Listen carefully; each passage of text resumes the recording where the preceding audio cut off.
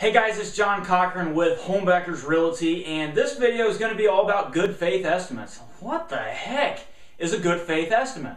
Well, whenever you buy a house, you're going to have to know what a good faith estimate is, and you can either ask your Homebackers Realtor, or basically I'll just give it to you right here. First of all, I want to go ahead and disclose that I am not a lender, I am not a loan officer, I am nothing about that, but I am a realtor, and I do know that you are going to have to go ahead and get a good faith estimate from your lender before you can actually go ahead and buy a house. Now, a good faith estimate is basically what the lender is going to give you typically on your first meeting with them to go ahead and whenever you know that you qualify for a loan. So say you go ahead and you're able to go ahead and get a loan and everything, but basically now they have to go ahead and give you a good faith estimate. And what that is an estimate of all of your fees that you're going to go ahead and have whenever you buy a house. So it's your closing costs, because you're going to have closing costs whenever you buy a house. Now, the things that are going to be in this good faith estimate are going to be things like the appraisal, your lender's fees,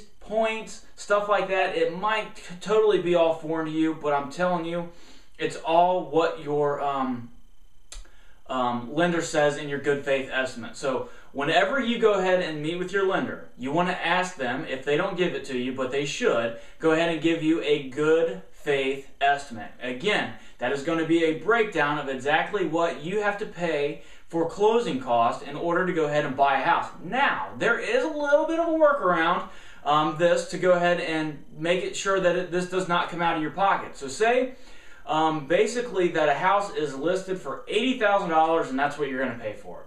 Okay? Your good faith estimate technically is going to show, say that you have to pay $3,500 in closing costs, but you don't have $3,500, so what do? So basically what you will do is that $80,000 house and you need $3,500, you would write the purchase contract for $83,500 and then have this seller pay for your closing cost. Or if you don't want to go ahead and do it that way, you can actually have your seller just pay for it anyways. Okay, it's very common that they go ahead and the seller will go ahead and pay for, it's not standard, but it is common that you can ask for that in your negotiations, that the seller paid that for that closing cost or your good faith estimate. You want to kind of word it as your closing cost though, but it's the same thing. So basically you can have your seller pay for that, but you can, if the seller will not do anything about it, you can go ahead and raise that price up. Then technically they're still getting their number by the $83,500, give them an $83,500, take $3,500 in closing, and then you will go ahead and the seller will go ahead and get their $80,000 that they wanted.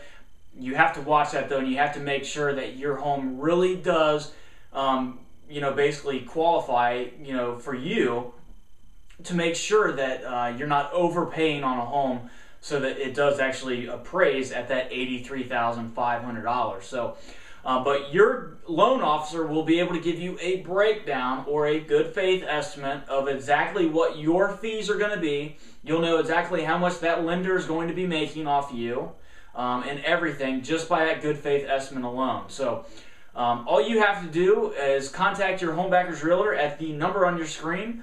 And we will get in contact with you and we will go ahead and start this process. It's a very, very exciting process, and don't think just because that you're going to have closing costs involved and you have no money or anything like that, don't think that you just can't buy a house, because there are programs out there with no money down, and there's actually grant programs out there that not many people know about that Homebackers Realtors are highly trained at, to where you can get grant money for all this stuff as well. So all you got to do is call us and we will talk to you and we will go from there. We'll talk to you soon.